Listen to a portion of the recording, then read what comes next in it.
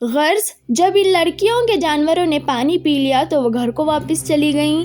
گھر پہنچے تو خلاف عادت جلد واپسی پر ان کے والد کو سخت تعجب ہوا۔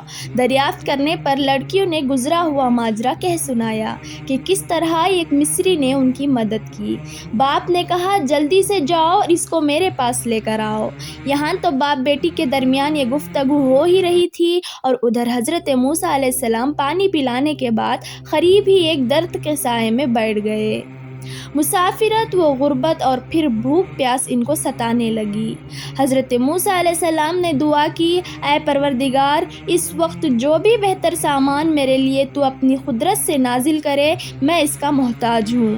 لڑکی تیزی سے وہاں پر پہنچی تو دیکھا کہ کنویں کے قریب ہی وہ بیٹھے ہوئے ہیں، شرم و حیا کے ساتھ نیچی نظریں کیے ہوئے۔ لڑکی نے کہا، آپ ہمارے گھر چلیں، والد بلاتے ہیں، وہ آپ کے اس احسان کو بدلہ دیں گے۔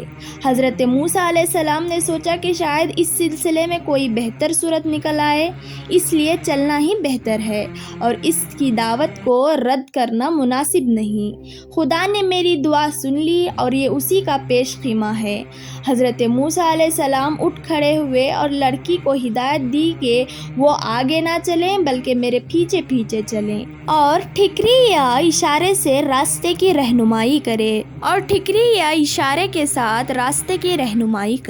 حضرت موسیٰ علیہ السلام چل تو پڑے لیکن طبی اور فطری غیرت اور عزت نفس کے پیش نظر بار بار اس جملے سے متاثر ہو رہے تھے، میرا باپ تم کو اس محنت کا اجر دینا چاہتا ہے۔ مگر مسافرت اور حالت کی نزاکت نے آخر یہی مشورہ دیا کہ اس وقت اس نگرانی کو بھی انگیز کر لو تاکہ اس غربت میں ایک ہمدرد اور مددگار و ہمدم کی لگاتار ہمدردی کو حاصل کیا جا سکے۔ حضرت موسیٰ علیہ السلام چلتے چلتے منزل مقصود پر پہنچے اور اس بزرگ صورت و سیرت انسان کی خدمت میں حاضر ہو کر شرف ملاقات حاصل کی۔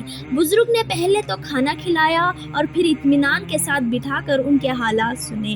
حضرت موسیٰ علیہ السلام نے اپنی ولادت اور فرعون کے بنی اسرائیل پر مظالم سے شروع کر کے آخر تک ساری داستان کہہ سنائی۔ جب کچھ سننے کے بعد بزرگ نے موسیٰ علیہ السلام کو تسلی دی اور فرمایا کہ خدا کا شکر کرو کہ اب تم کو ظالموں کے پنجے سے نجات مل گئی، اب کوئی خوف کا مقام نہیں ہے۔ یہاں تو قوم ظالمین کے ظلم سے بنی اسرائیل کے بچوں کا قتل اور ان کی غلامی و تباہ حالی کی واقعات ہی مراد ہو سکتے ہیں، نیز ان کا کفر اور فساد فی الارض، ورنہ تو قبطی کے قتل میں خود موسیٰ علیہ السلام بھی اپنے فعل پر شرمندہ تھے اور خود کو قصوروار سمجھتے تھے۔ لڑکی نے موسیٰ علیہ السلام میں ایسا کیا دیکھا جو موسیٰ علیہ السلام سے شادی ہونے پر متاثر ہو گئیں اور اپنے والد سے کیا جا کر کہا، جاننے کے لیے اگلی ویڈیو کا انتظار کریں۔ تب تک کے لیے اجازت دیں، اللہ حافظ۔